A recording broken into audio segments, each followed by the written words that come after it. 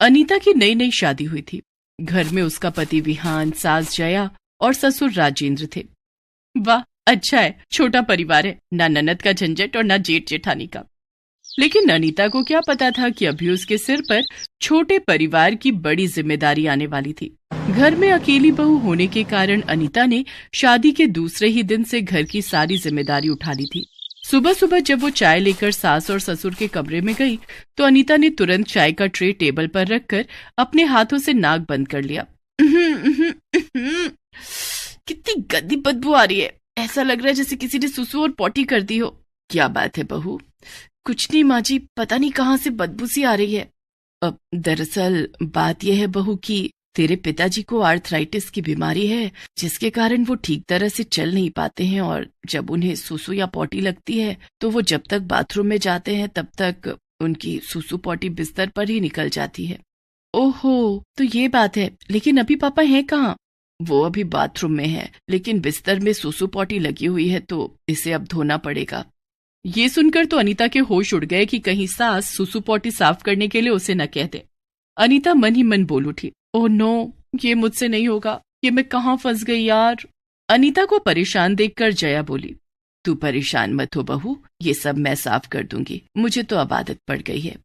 जया गंदे चादर को धोने के लिए बाथरूम में ले जाने लगी, तभी विहान भी वहां आ गया और उसने जया की सारी बातें सुन ली थी। विहान ने जया से कहा, नहीं माँ, अब तुम ये सब नहीं करोगी, तुम्हारी उम्र आराम करने की है, बहुत काम कर लिया तुमने। मैं नहीं करूंगी तो कौन करेगा? अनीता है ना, अनीता करेगी। अनीता, जाओ ये चादर धो दो।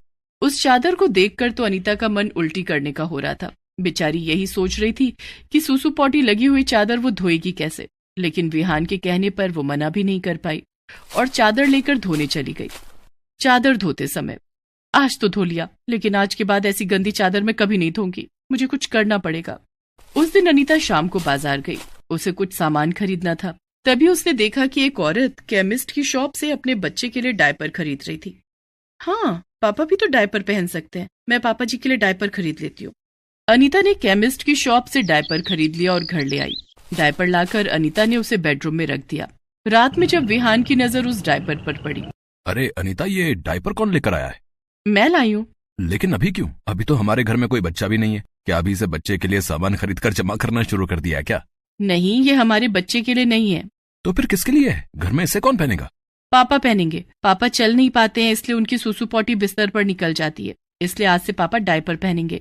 इससे बिस्तर भी गंदा नहीं होगा और बदबू भी नहीं आएगी।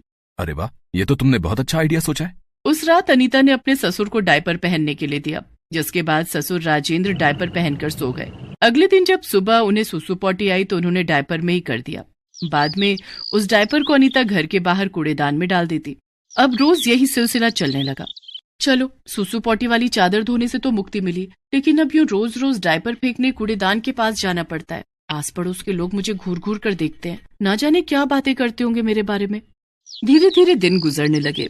रोज की तरह एक दिन अनीता अपने ससुर का डायपर फेंकने कूड़ेदान के पास गई।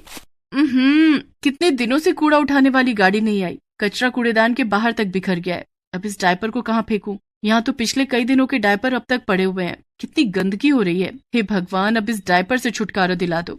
अनीता उस डायपर को वहीं फेंक कर घर आ जाती है, लेकिन उस दिन भी कूड़ा उठाने वाली गाड़ी नहीं आई और कॉलोनी की सड़क पर कचरा बिखर गया। आवारा कुत्तों ने वहां फेंके हुए कई सारे डायपर दांतों से फाड़ दिए और इधर उधर फेंक दिए। कुछ कुत्तों ने गंदे डायपर फाड़कर अनीता के घर के दरवाजे पर लाकर रख दिए। शाम को जब अनीता सब्जी लाने के लिए घर से बाहर निकली तो उसका पैर गंदे डायपर पर पड़ा। उफ, बस यही कमी बाकी रह गई थी। पूरी कॉलोनी में गंदे डायपर इधर उधर बिखरे हुए थे और अब हमारे घर के दरवाजे पर भी। इन कुत्तों को भी पता चल गया कि ये डायपर हमारे घर से फेंके गए हैं। अनीता ने घर के अंदर जाकर पैर धोए और दोबारा बाहर आई और सब्जी लेने निकल पड़ी। रास्ते में उसने देखा कि कॉलोनी की औरतें आपस में बातें कर रही थी। अरे, ये डायपर ना जाने किसके हैं, पूरे कॉलोनी में बिखरे हुए। अभी तो किसी के घर में बच्चा भी नहीं हुआ। अरे, ये जया की नई बहू अनीता है ना, मैंने उसे ये डायपर फेंकते हुए देखा है। लेकिन विहान की तो अभी नई नई शादी हुई है, अभी तो बच्चा भी नहीं हुआ, फिर उनके घर में डायपर कौन पहनता होगा? अरे, ना जाने कौन पहनता है, लेकिन अनीता ये डायपर फेंकती है। कहीं वो डायपर में सुसु पॉटी तो नहीं करती? राम राम राम, क्या आजकल की लड़कियां ना जाने कितनी आलसी हो गई हैं। इस उम्र में भी डायपर में सुसु पॉटी। लेकिन हमें कुछ करना पड़ेगा। हाँ हाँ बहन, अब इस तरह कॉलोनी में गंदगी तो नहीं देख सकते, हम जया से बात करेंगे। इन आंटियों को लगता है कि मैं डायपर में सुसु पॉटी करती हूँ। मुझे इनकी गलतफहमी दूर करनी होगी, पहले बाजार का काम कर लूं। ये सोचकर अनीता सब्जी लाने बाजार चली जाती है। सब्जी लेकर जब वो घर लौटती है तो देखती है कि कॉलोनी की औरतें जया से शिकायत कर रही थी। देखो जया बहन, अपनी बहू को समझा लो कि यूं कॉलोनी को डायपर से गंदा न करे। पूरी कॉलोनी में गंदे डायपर इधर उधर फेंके हुए हैं। लेकिन मेरी बहू तो कचरे की पेटी में ही डायपर डालती है। अनीता ये सब सुन रही थी। उसने कॉलोनी की औरतों से कहा, आंटी जी, मेरी वजह से आप लोगों को परेशानी हुई, उसके लिए मैं आप सभी से माफी मांगती हूँ। आप लोगों को लगता है ना कि ये डायपर मैं पहनती हूँ, तो ये सच नहीं है। ये डायपर मैं नहीं बल्कि मेरे ससुर जी पहनते हैं, क्योंकि वो ठीक तरह से चल नहीं पाते हैं और बाथरूम तक पहुंचने से पहले ही उनकी सूसू पॉटी निकल जाती थी, इसलिए मैं उनके लिए डायपर लाई थी। और रही बात गंदगी की, तो कचरा उठाने वाला कई दिनों से नहीं आ रहा है, इसलिए आवारा कुत्तों ने कॉलोनी में डायपर फाड़कर यहाँ वहाँ फेंक दिए। मैं अभी कॉलोनी साफ कर देती हूँ। अनीता उसी समय झाड़ू लेकर पूरी कॉलोनी को साफ करने लगी और सारे डायपर उठाकर एक बड़ी पॉलीथीन में इकट्ठा किया और कॉलोनी से बाहर जाकर कचरा गाड़ी में डाल दिया। शाम को जब विहान ऑफिस से घर लौटा तो अनीता और जया ने उसे सारी बात बताई। सॉरी अनीता, तुम्हें ससुराल में ये सब करना पड़ रहा है। अनीता बहू, मेरी वजह से तुम्हें बहुत कुछ झेलना पड़ रहा है। इस सब के लिए मैं तुमसे माफी मांगता हूँ। नहीं पापा, ऐसा मत कहिए। आपकी सेवा करना तो मेरा फर्ज है, मुझे इससे कोई परेशानी नहीं है। लेकिन मैं चाहती हूँ कि आपके दोनों पैर ठीक हो जाएं। इसलिए नहीं कि मुझे आपके डायपर फेंकने पड़ते हैं, बल्कि इसलिए ताकि आप भी दूसरों की तरह अपने पैरों पर अच्छी तरह से चल पाएं। हम सब भी यही चाहते हैं अनीता, लेकिन ये कैसे हो सकता है? पापा के दोनों घुटनों में आर्थराइटिस है और ये कभी ठीक नहीं हो सकता है। ठीक हो सकता है विहान, पापा के पैर पहले की तरह हो जाएंगे। वो कैसे? नी रिप्लेसमेंट से। अच्छे डॉक्टर से इलाज करवा के हम पापा के दोनों घुटनों का ऑपरेशन करवाएंगे। पापा के दोनों घुटने नए लगा दिए जाएंगे, जिसके बाद पापा अपने पैरों पर पहले की तरह चल पाएंगे और उन्हें बाथरूम तक जाने के लिए ज्यादा वक्त भी नहीं लगेगा। लेकिन नी रिप्लेसमेंट का खर्चा बहुत ज्यादा है। No problem. तुम भूल गए क्या कि तुम्हारे ऑफिस की तरफ से तुम्हें मेडिकल इंश्योरेंस मिलता है, जिससे तुम अपने माता पिता का भी इलाज करा सकते हो और तुम्हारी जेब से 1 रुपया भी खर्च नहीं होगा। हाँ, मैं तो भूल ही गया था। तुमने सही याद दिलाया। सच में तुम्हारा दिमाग काफी तेज चलता है। मैं कल ही शहर के सबसे अच्छे अस्पताल में पापा के नी रिप्लेसमेंट की बात करता हूँ। सिर्फ तुम क्यों, मैं भी तुम्हारे साथ चलूंगी। दूसरे दिन अनीता और विहान डॉक्टर के पास जाते हैं और राजेंद्र के नी रिप्लेसमेंट की बात करते हैं।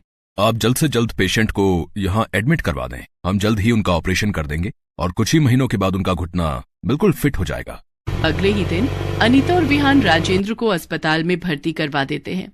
डॉक्टरों की टीम ने राजेंद्र के घुटने का ऑपरेशन करके उन्हें नए घुटने लगा दिए। ऑपरेशन के कुछ दिनों के बाद राजेंद्र को अस्पताल से छुट्टी मिल गई।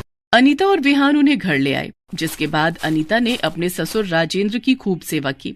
कुछ महीनों के बाद धीरे धीरे करके राजेंद्र अपने पैरों पर अच्छी तरह से चलने लगे। अब वो पहले की तरह चल पाते थे। एक दिन, अनीता बहू, तेरी वजह से मेरे दोनों पैर ठीक हो गए हैं। अब मुझे बाथरूम तक जाने में बिल्कुल भी समय नहीं लगता और अब मैं डायपर भी नहीं पहनता हूँ। ये सब तेरी वजह से हुआ है। हाँ अनीता बहू, तूने हमें सही रास्ता दिखाया और अपने ससुर की बहुत सेवा की है। अब तुझे गंदे डायपर फेंकने से भी छुटकारा मिल गया है। मेरे और तेरे पापा की तरफ से ये उपहार तुम्हारे लिए। जया ने अनीता को ज्वेलर्स की दुकान का एक डिब्बा दिया। जब अनीता ने उस डिब्बे को खोला तो उसमें सोने का हार था, जिसे देखकर अनीता बहुत खुश हो गई। थैंक यू माँ जी, थैंक यू पापा, आई एम वेरी लकी। बहू, लकी तो हम हैं कि हमें बहू के रूप में तू मिली है। अनीता और विहान दोनों ने जया और राजेंद्र के पैर छूकर उनका आशीर्वाद लिया।